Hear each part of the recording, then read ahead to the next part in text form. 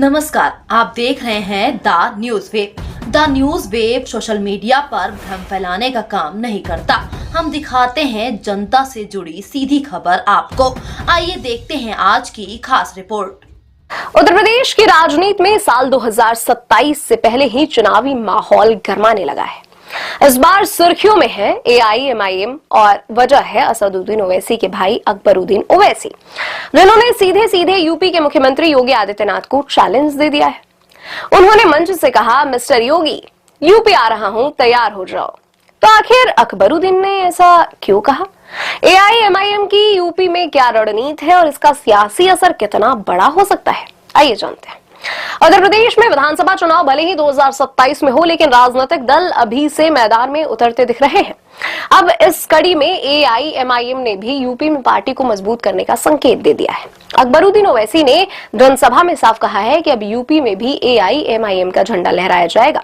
अकबरुद्दीन ओवैसी ने अपने भाषण में धर्म की राजनीति पर सवाल उठाते हुए कहा कि इस देश में जितना हक माथे पर तिलक लगाने वालों का है, उतना ही हक सिर पर टोपी लगाने वालों का भी है।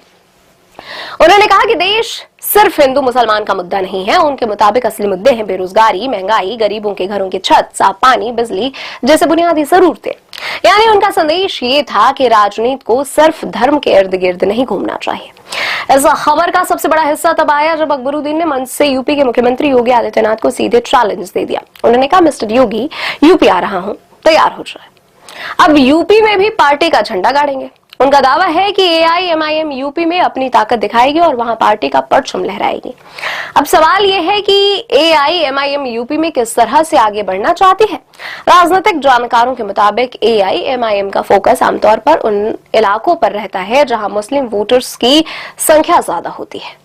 यूपी में AIMIM की एंट्री से चुनावी समीकरण बदल सकते हैं, वोटों का बंटवारा बढ़ सकता है और कई सीटों पर मुकाबला त्रिकोणीय भी हो सकता है।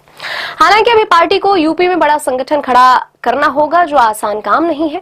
अकबरुद्दीन ओवैसी AIMIM के बड़े नेता हैं और असदुद्दीन ओवैसी के भाई हैं। वे हैदराबाद की चंद्रयान गुटा सीट से लगातार 6 बार के विधायक चुने जा चुके हैं। साल 2030 में उन्होंने तेलंगाना विधानसभा का प्रोटेम स्पीकर भी बनाया गया था, लेकिन उनका नाम विवादों से भी जुड़ा रहा है। उनका 15 मिनट वाला बयान काफी चर्चित और विवादित रहा है, जिसमें उन्होंने 2012 में एक रैली के दौरान बड़ा बयान दे दिया था।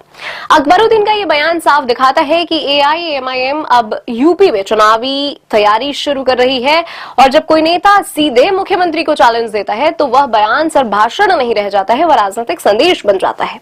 अब देखना होगा कि AIMIM यूपी में किस तरह संगठन बनाती है, कौन कौन से चेहरे उतारती है और बाकी पार्टियां इसे किस तरह लेती हैं। आपको क्या लगता है, AIMIM यूपी में कितनी मजबूत हो पाएगी और क्या अकबरुद्दीन का ये चैलेंज यूपी की राजनीति में बड़ा बदलाव ला सकता है? अपनी राय कमेंट करके जरूर लिखें। वीडियो पसंद आए तो लाइक करें और चैनल को सब्सक्राइब करें।